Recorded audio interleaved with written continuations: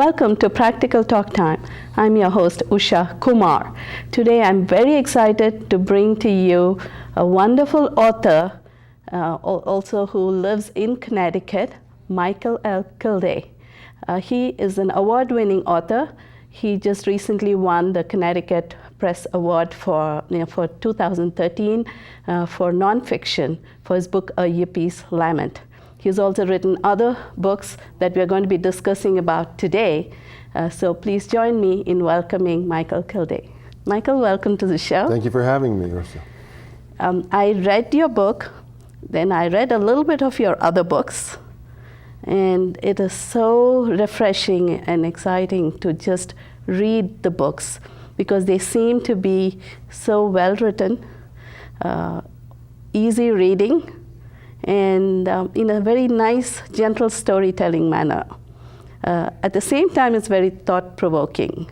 Yes. So it's no wonder that all of your books received notable honorable mentions in various locales. And today, I'm so happy to have you here to tell us about how you wrote these books, especially your series, Truth Never Changes. Thank you very much for the compliments. Truth Never Changes came from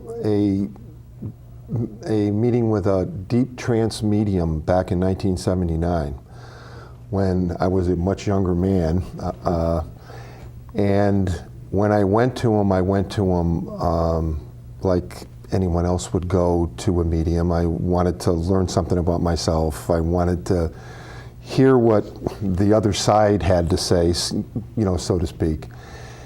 And it really did it for entertainment purposes, as most people go to mediums. See. You were young. What was your profession then? At that time, I was working at Aetna as a programmer. And so I was in the scientific field and very much had that logic ingrained in me. I'm sure that you know what that, how that is when you train your mind to think logically. Sometimes it's very difficult for you to accept something that you don't know where it's coming from. And when I went there, to begin with, I knew nothing about mediums. I knew nothing. He was a deep trance medium. His name was Elwood Babbitt. And he would leave his body and a spirit would come in and inhabit and speak directly to you. So you went there thinking you'll be entertained?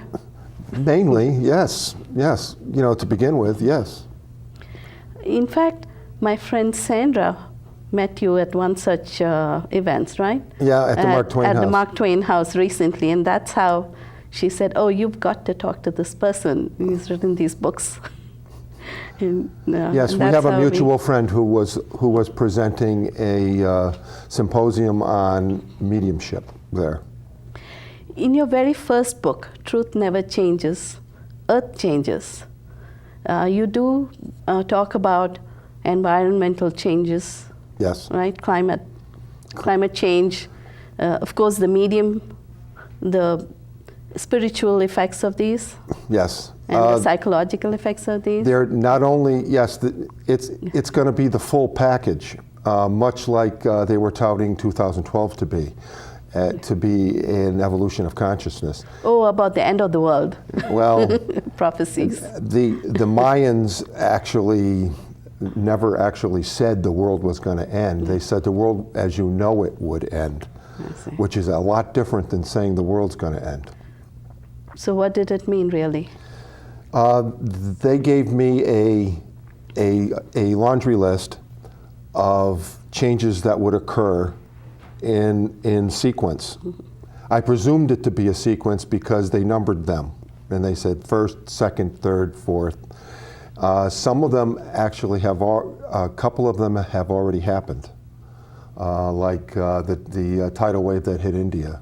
Oh, I see. Back in 2004. And there were other changes that happened. That was predicted by who? I don't think it was predicted by anybody, but the general prophecies. Yes. Okay. Yes. What I found in these prophecies was a concurrence between all of them. I mean, Edgar Casey has some concurrence with Revelation, and the Hopi Indians I found to be the most reliable because it was very straightforward, and they've all actually happened. And probably they meant a change in the way people lived. Change in the way people live, change in the way they think.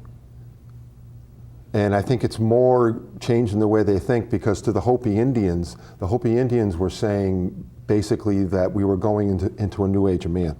We were moving from the fourth age of man to the fifth age of man. I honestly can't explain what that actually means, or age in a number of years, that they were talking about. But they were talking about it as an evolutionary step. I see.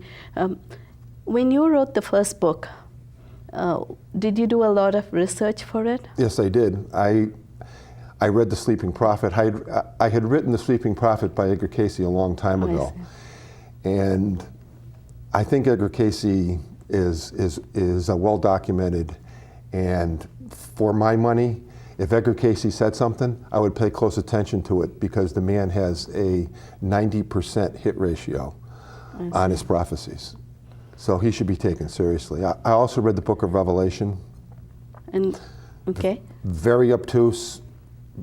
It's hard to pick anything out of there that you could then transpose into an actual event. Very difficult. So what did you get away from his writing? That it all led to the same thing. They were all talking about the same thing. And I found that events on the ground really are what determines whether prophecy is really valid or not. And what do you think about the climate change that's happening and as compared with the prophecies? Climate change is an exponential thing. Climate change is a process. Global warming is a statistic. Neither is weather. Yeah. But they translate into weather change. That's what a lot of people, in the media and in politics don't seem to grasp at all. And you mentioned about the two reasons for climate change, right? Well, what's happening at the poles? One is man-made, another is caused by nature. Yes, it's just also the cyclical. universe and the planet, the way it's it also moves. cyclical. I mean, the Earth is always going through some kind of change or another. It's moving. It's moving. To deny that climate changes really displays a complete misunderstanding of how the process operates at all. To say that man has no say in how he burns fossil fuel and that has no impact on the Earth, of course it does. I'm not saying that it's causing climate change. What I'm saying is it's impacting the cyclical process of climate change. And it's going to make it much worse than it probably ordinarily would be. But then there is also the way the planet Earth moves, right? Yes. And the magnetic North Pole and everything. Which, so what do you say about I found through my studies, and I think it was in the second book.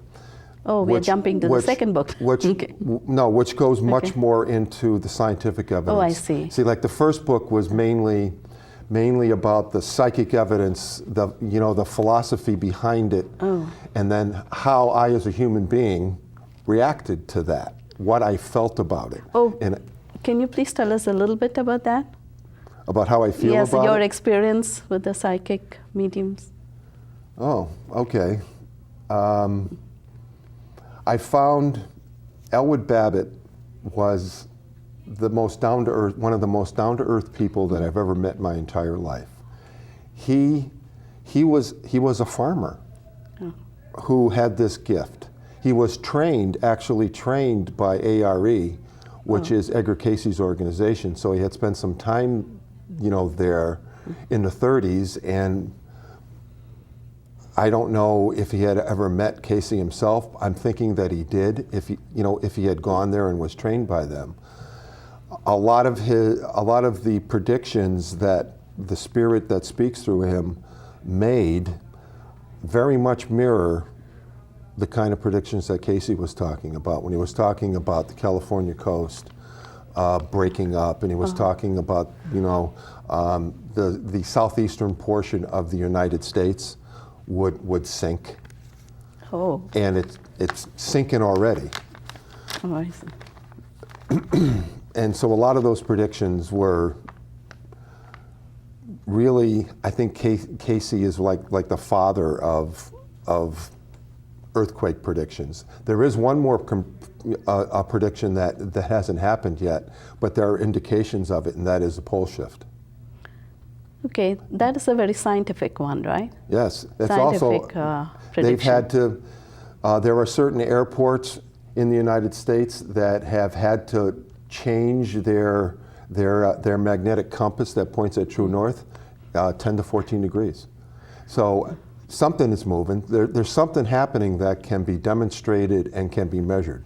So the magnetic North Pole has moved? Yes, the magnetic North Pole has moved. It moved from where? From well, someplace in Canada, I believe.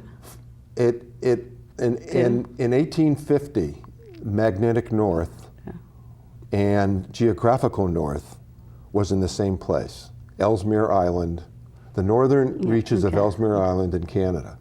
Since that time, magnetic north has been moving to the northwest. So where is it now? Somewhere north of Norway? Northwest. Oh, it's further.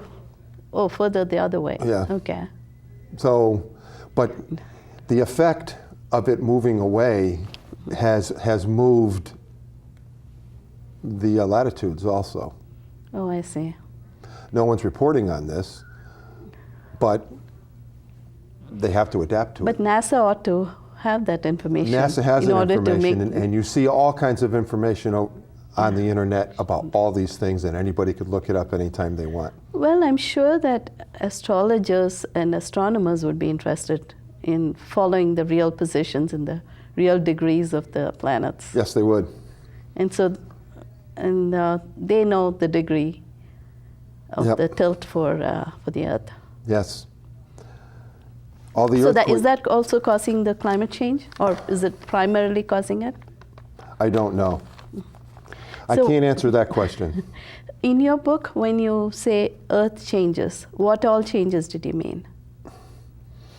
Most of the changes that the greatest change is probably going to be the water inundation along all the coasts of the world. And since 65% of the world's population lives along the coast. Is that because water level is going to rise? I mean, Well, that's because the sea level. poles are melting. I mean, Parts of the Antarctic is melting, and part of the and part of Arctic the is Arctic also. they're all melting. In fact, very recently, sinkholes have been discovered in Siberia. I see. So the permafrost is actually melting. And But this, is it getting colder in any place if it's getting warmer in one place because of the shift? That's how nature works. It has to be. Yeah.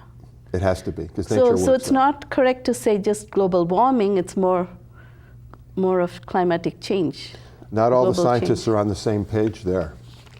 Okay. And Or there could be some global warming too. Some believe